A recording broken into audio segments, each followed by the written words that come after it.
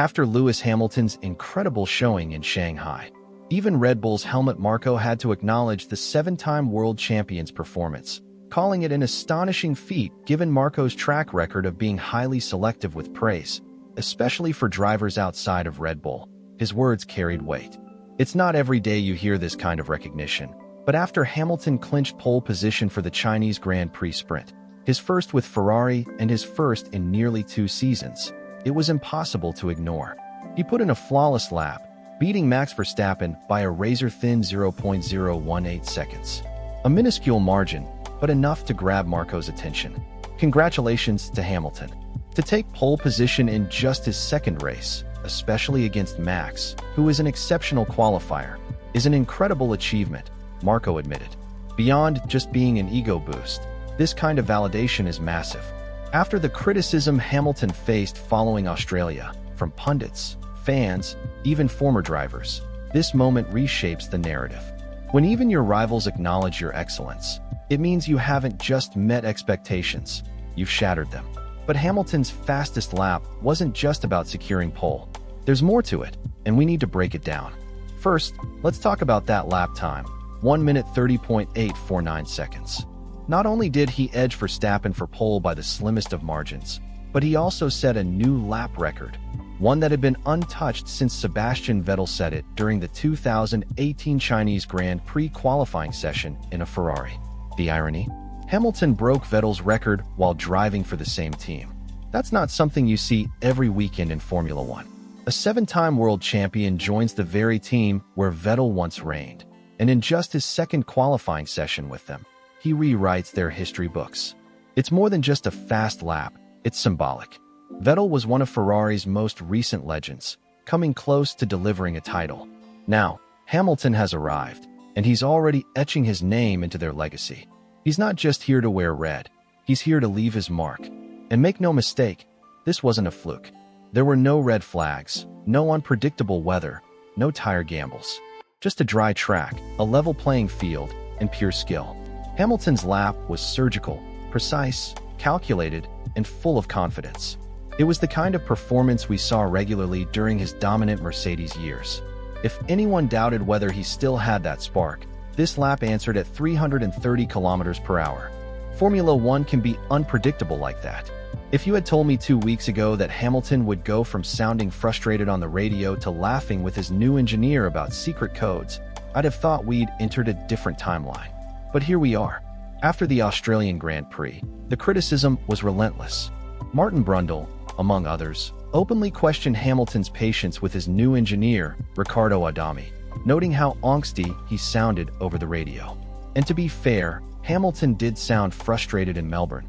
Who wouldn't be, stuck on the wrong tires in the rain, mid-corner, with constant chatter in his ear? Still, the narrative turned brutal. Some questioned whether Hamilton would adapt to Ferrari's way of doing things, whether he had the patience, whether he was still a team player. Fast forward to Shanghai, and suddenly, the tone on the radio was completely different. After crossing the line for pole, Hamilton casually asked, "Where are we?" Adami, without hesitation, responded, "Go." Turns out, that's their internal code for pole position. That's not frustration, that's chemistry. And in Formula One, chemistry matters. Trust between driver and engineer is crucial in high-pressure environments. When you believe in the person on the other end of the radio, you drive differently. You take more risks. You focus more on execution, not second-guessing strategy. And let's be real, Ferrari has botched more race strategies than Hamilton has laughed on team radio. But this time, everything clicked. The car was dialed in, the communication was smooth, and Hamilton sounded like a driver who had finally settled into his new home. To those who doubted whether he'd adapt, he's not just fitting in. He's setting the standard. While Hamilton's pole lap grabbed the headlines, Charles Leclerc quietly delivered a solid P4. It wasn't flashy, but it was exactly what Ferrari needed: consistent, sharp, and dependable. He slotted in just behind Oscar Piastri and kept himself well within striking distance of the frontrunners. In a season where every tenth of a second matters, Leclerc's calm under pressure is proving to be a major asset. After Melbourne, Ferrari didn't need to reinvent the wheel. They just needed to avoid self-sabotage. And in Shanghai, they did just that. No overcomplicated strategies, no bizarre radio calls. Both drivers had clean runs in qualifying. The tire choices were logical, and for once, Ferrari's garage felt like a place of composure rather than chaos. It's almost as if they remembered that racing isn't a gamble. Frederic Vasseur's leadership is finally showing. Less disorder, more control. And the weekend has only just begun, but Ferrari has already sent a message. For the first time this season, both Ferraris look genuinely competitive. Having Hamilton on pole is huge, but having Leclerc in P4 gives them something they've lacked: strategic flexibility. If one car struggles, the other is still in the fight. If both perform, they can put pressure on Red Bull and McLaren from both ends. Compare that to Red Bull, where Verstappen is leading the charge solo and Liam Lawson is buried at the bottom of the timing sheets. Ferrari, in contrast, has both of its drivers showing up, and that's what builds championship-winning teams. The story from Shanghai isn't just about Hamilton's pole. It's about Ferrari finally looking like a complete, serious contender. After their strategy disaster in Australia, this qualifying session felt like a reset. Pole and P4 prove that the SF25 isn't just quick, it's stable, predictable, and capable of delivering results across both cars. Red Bull and McLaren aren't watching a Ferrari circus anymore. They're watching a legitimate threat. With Leclerc providing consistency and Hamilton's race-winning pedigree, Ferrari suddenly has all the ingredients to mount a real title challenge. The momentum is shifting. The paddock can feel it.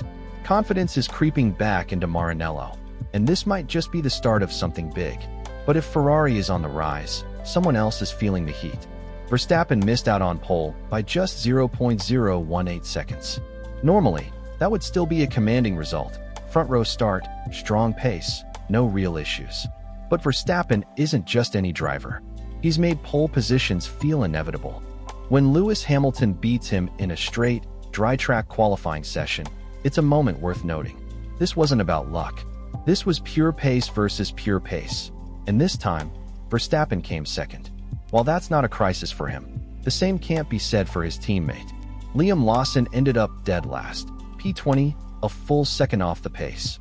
A dominant team needs depth, and right now, Red Bull doesn't have it. Stepping back, the 2025 grid looks nothing like Red Bull's dominance of the past 2 years. Ferrari is back with speed and control. McLaren, though inconsistent, has genuine pace with Piastri and Norris. Mercedes is lurking, quiet, but always a factor. Psychologically, the shift is already happening. When Hamilton starts laughing on team radio and Verstappen starts getting out-qualified, the energy in the paddock changes. Teams start believing again. Pressure builds, not just on drivers, but on strategists, pit crews, and team bosses.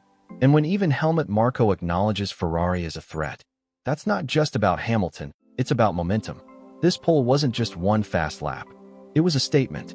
A turning point for Hamilton, for Ferrari, and for the 2025 title race. And something tells me, this is only the beginning.